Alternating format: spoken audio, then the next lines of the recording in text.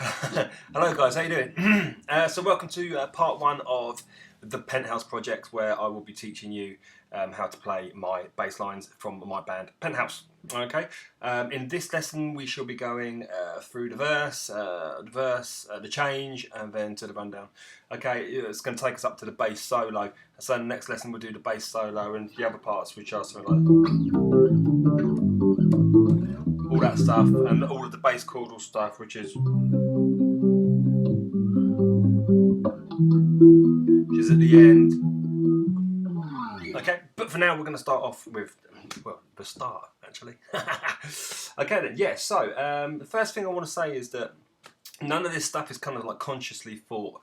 There's no academic rhyme or reason as to why I write these bass lines. I've been playing for like many years now, and a lot of it is to do with like instinct and what sounds good to you, and that's why it's important to train your ear, and even more important to experiment with all of your bass riffs and things. Okay, so for example, in this song I went through a bunch of stuff. It came from a jam. And I've tried lots and lots of things. Okay, so let's just get straight to it. Right, we're going to come straight to the verse, obviously. And what I play in the verse is I come to the 7th fret on the A string, and I play that 6 times like this. Okay, so 1, 2, 3, 4, 5, 6. Okay, right, yeah, so we're on the 7th fret on the A string, which is in E, which is the E note, which is obviously the key in which we are playing this song, okay? So that's E there, yeah? So the next thing I do is we kind of like roll down half a fret, roll down or slide down, whatever you want to call it. So we have this,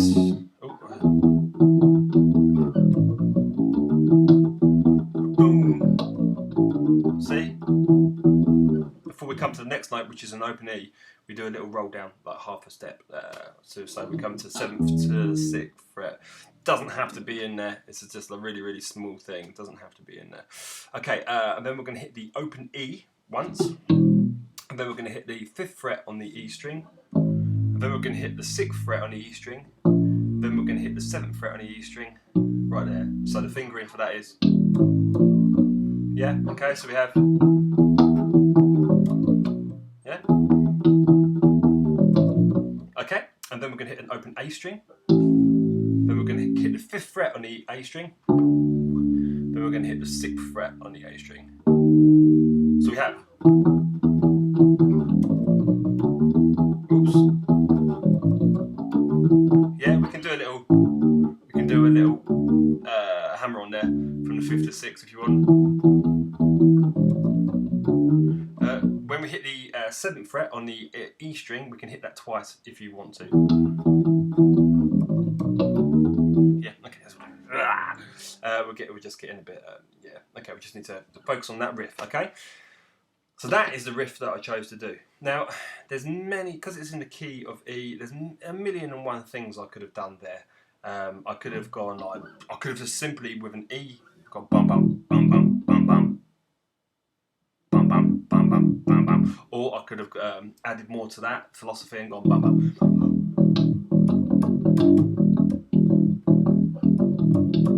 Yeah, okay, could have done that. Oh my god, so many things I could have done, and I tried lots. The reason that I chose to play that over any of the other stuff is because the piano in there, Brian's piano, is like really expressive. It's a really nice piano line. Matt's riff, the guitar, is a really cool riff.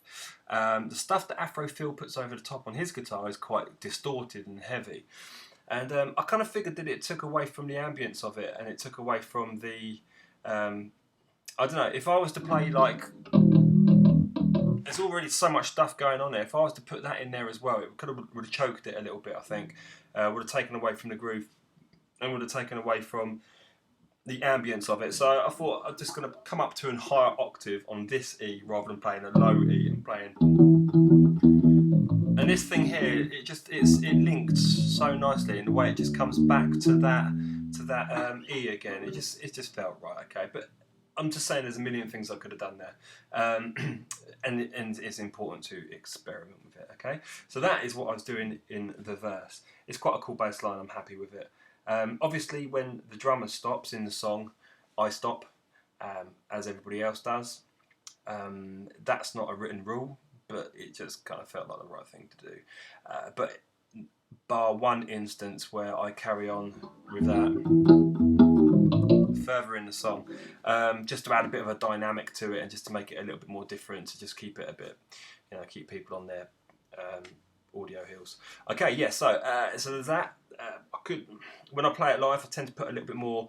I change it a bit and I put more fills in and things like that. But in the recorded version that you guys listen to, there's only one fill, okay? And that is, I believe, let me just quickly check my bits and my bobs. Okay, yeah, so we're going to come to the 9th fret on the G string, and we're going to come to the 7th fret on the G string, and we're going to come to the 9th fret on the D string, we're going to come to the 8th fret on the D string, we're going to come to the 7th fret on the D string, going to come to the 9th fret on the A string, going to come to the 8th fret on the A string, going to come to the 7th fret on the A string. The fill is, and again, one more time.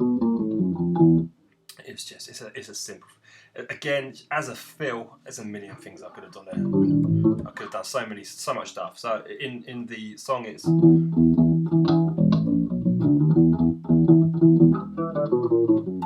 and obviously that fill brings us back to the note that we start on once more, which is that lovely E. Okay, yeah. So that's it. As I said, there's no real conscious thinking behind it. It's just you play for so long and you play for so much time. After a while, you kind of have an idea of what you want to do, and as long as you stay in key and in time, there's not really much that you can. If you're staying in key and in time, then you're doing your role as a bass player, okay? And you're playing as low as needs to be. The other stuff is all completely melodic, and it's the cherry on top. Okay, but we're going to go into that at some other time, all right? So we have that, and then we have a change where we go.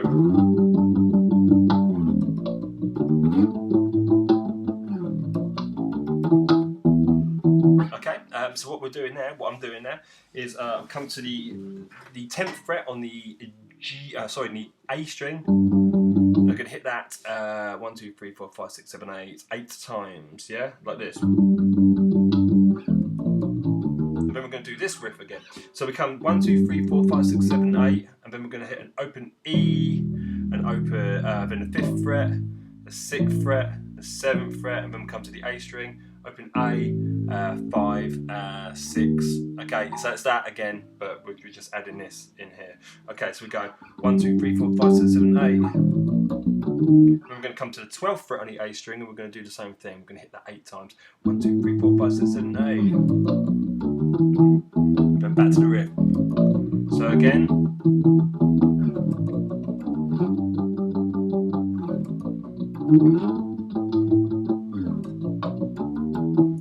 Bad finger in there, by the way. I regret something there. I regret something. I regret coming up to too much of a high sound. It doesn't really matter. It really doesn't matter in the mix. But I kind of prefer, because it was a change and we've come out with all this high end stuff, I kind of wish that I'd gone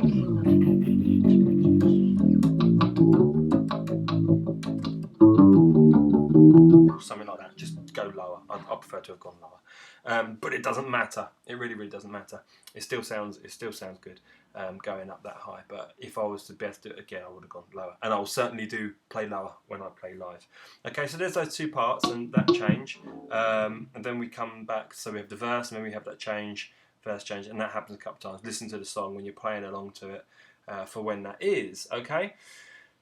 Now, the next thing we do, there's the bass solo, but before the bass solo, there is a rundown. Okay, when we were writing this, we had this main riff, and then we had the bass, and then we had the solo. It wasn't actually a bass solo. It's just where everything quickens up and it all goes double time, right?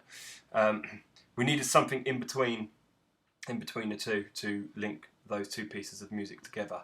And if you're ever in trouble linking musical pieces together, just use a rundown. Okay, just stick a rundown in there as some sort of bridge, chromatic or non-chromatic, whatever. They always work. You know, we've been doing it for years. And in this instance, the rundown we come to the 12th fret on the E string, which is obviously E.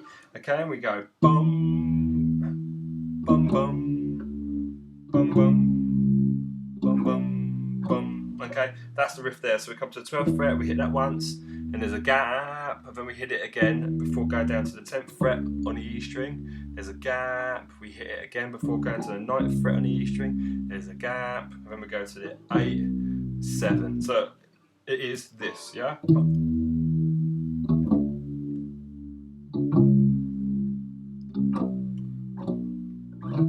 Yeah?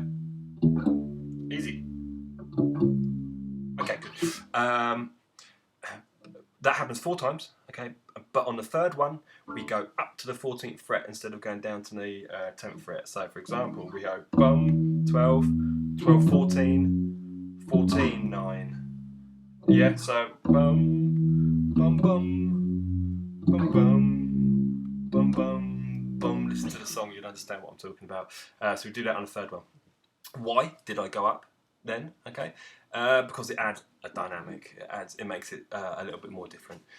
It's just dynamics, just slight changes in something that repeats itself, which is has so much repetition. And then if you can change it ever so slightly, it kind of just makes things a little bit more interesting. And you'll notice as well, Afro Phil does exactly the same thing as me in the guitar there. He comes up to the 14th fret, while the other guys keep on staying standard and going downward like that. There's a theoretical way that works, but there's no need to get into that right now, okay? Because I've gone on for way over 10 minutes. So what we're going to do is, we're going to leave it there, I think. We're going to leave it there. You can play with the riff, play along to the song, up to those points. Hope you enjoy it, and I shall see you for the next part of this tutorial to this particular song, and there's going to be a lot of these, I hope. Bye-bye, guys. Hope you enjoyed it.